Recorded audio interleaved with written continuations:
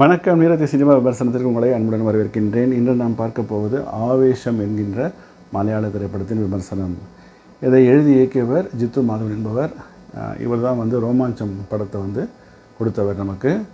ரோமாஞ்சம் ஒரு horror comedy. இந்த படம் பார்த்திங்கன்னா ஒரு ஆக்ஷன் காமெடி. இதில் இசையமைத்தவர் ஷியாம் சுஷின் என்பவர். முக்கியமான கதாபாத்திரம் ஃபஹத் ஃபாசில் அவர்கள். இந்த கதை என்னவென்று பார்க்க போனால், கேரளாவிலிருந்து ஒரு குரூப் ஆஃப் ஸ்டூடெண்ட்ஸ் பெங்களூரில் ஒரு இன்ஜினியரிங் காலேஜில் ஜாயின் பண்ணுறாங்க. அங்கே ஜாயின் பண்ண உடனே முதல் நாள் ஹாஸ்டலில் ரேகிங் நடக்கின்றது. அங்கே சீனியர்ஸ் ஜூனியர்ஸை போட்டு நல்லா செம்மையாக உதைக்கிறாங்க முதல் நாள். அடுத்த நாள் காலை ஓகே எல்லாம் முடிந்து விட்டது, நீங்களே நம்ம ஃப்ரெண்ட்ஸு, யார் கேட்டாலும் நீங்கள் என்னுடைய பசங்க சொல்லிடுங்க, எந்த பிரச்சனையும் வராது அப்படிலாம் சொல்லிட்டு ஃப்ரெண்ட்ஸ் ஆகிடுறாங்க. ஆனால் இது ஒரு 3 பேருக்கு மட்டும் அதில் இணக்கம் இல்லை. அவங்க என்ன சொல்கிறாங்கன்னா, என்ன இப்படி அடிப்பாங்க, நம்ம இவங்களை திருப்பி அடிக்கணும், அப்போ நமக்கு லோக்கல் சப்போர்ட் வேணும் அப்படின்ற ஒரு முடிவுக்கு வருகின்றனர்.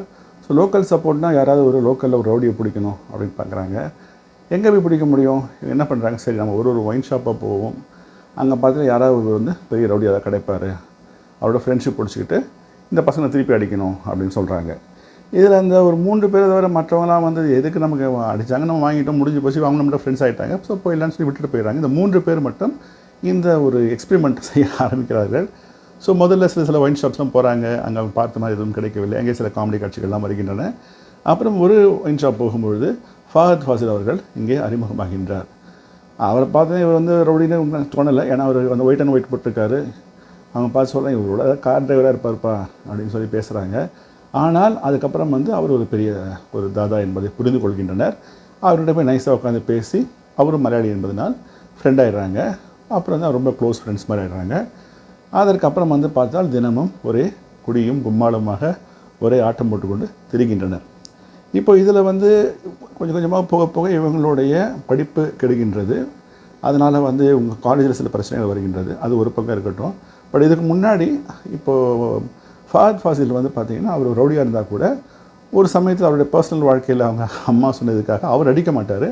ஆனால் அவர்கிட்ட இருக்கிற ரவுடிஸ் தான் போய் கூட இருக்க துணை அடியாள் இருப்பாங்க இல்லைங்களா, அவங்க தான் போய் மற்றவங்க அடிப்பாங்க. அதில் பார்த்தீங்கன்னா சிலலாம் நமக்கு உண்மையிலே ஆக்ஷனாக இல்லை காமெடி பண்ணுறாங்க நமக்கு தெரியாது. ஏன்னா அவங்க போய் அடிக்கும் போது இவருங்க இப்படி இந்த ஆக்ஷன் பண்ணிட்டுருப்பாங்க, அவங்க பண்ணுறதெல்லாம் இவர் இங்கே பண்ணிகிட்டு இருப்பார் அப்படியே. ஸோ இவர் என்ன உண்மையிலேயே ரவுடி தானா, இல்லை இவர் ஏதோ காமெடி பண்ணுறாரா என்பது நமக்கு அந்த பசங்களுக்கும் குழப்பம் இருக்கும், நமக்கும் அந்த குழப்பம் இருந்தது. ஆனால் அப்புறமா தான் கொஞ்சமாக தெரிய வருகிறது என்னவென்றால், அவர் சத்தியம் போட்டதுனால அவரை அடிக்கிறது இல்லை, ஆனால் அவங்க ஆளுகளை மட்டும் அனுப்பிச்சு அடிக்கிறார் என்பது. ஸோ இது இந்த படத்தில் இப்படி தொடங்குகின்ற கதை. பிறகு இந்த பசங்க கஷ்டத்தில் போனோடனே அவங்க விட்டு வெளியே வர ட்ரை பண்ணுறாங்க. அதுக்கப்புறம் என்ன ஆகின்றது என்பதுதான் திரைப்படம். படத்தின் கதையை பார்த்தோம் என்றால், இது ஒரு ஆக்ஷன் காமெடி சொன்னேன் இல்லைங்களா, அதனால் ஃபஹத் ஃபாசிலுடைய கூட இருக்கின்ற அடியாட்கள்லாம் பார்த்திங்கன்னா அவங்க போடுற ஃபைட்லாம் ரொம்ப நல்லா இருக்குது. இந்த ஃபைட்டிங் கொரியோகிராஃபி ரொம்ப நன்றாக செய்திருக்கிறார்கள். அதில் இவர் கூட இருக்கின்ற ஒரு நார்த் இந்தியன் பசங்க, இந்த பெங்காலில் கூட்டுறாங்க, அந்த மாதிரி பசங்க அவங்க அப்புறம் இந்த தாய்க்வாண்டோ ஃபைட் மாதிரி காலில் இழுகிற அடிக்கிறது, அதெல்லாம் பார்த்திங்கன்னா ரொம்ப அழகாக இருக்கின்றது.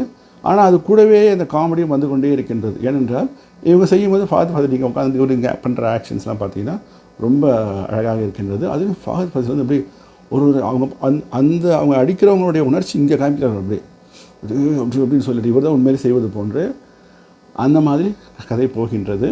இதில் முக்கியமாக நாம் பார்க்க வேண்டியது என்னவென்றால் ஃபஹத் ஃபாசில் நடிப்பு தான். ஏனென்றால் ரொம்ப அருமையாக நடிச்சிருக்கார். அந்த எமோஷன்ஸை ஒருத்தர் அடிக்காமல் அங்கே பண்ணுறாங்க, அதை பார்த்து அதே மாதிரி செய்கிறார் பார்த்திங்களா, அந்த எமோஷன்ஸை கொண்டு வருவது அவ்வளவு கடினம். ஆனால் அவர் மிகவும் அழகாக செய்திருக்கின்றார். அதே போல் அவர் இந்த பசங்களோட பழகும்போது இருக்கிற தோழமையெல்லாம் ரொம்ப அருமையாக இருக்கின்றது. அப்புறம் கடைசியில் அவர் புரிந்து கொள்கிறாரா இல்லையா என்பதை பற்றி நீங்கள் படத்தை பார்த்தா தெரிந்து கொள்ளலாம். இந்த படத்தின் மற்றொரு முக்கிய ஒரு ப்ளஸ் பாயிண்ட் என்னன்னு பார்த்தீங்கன்னா மியூசிக்.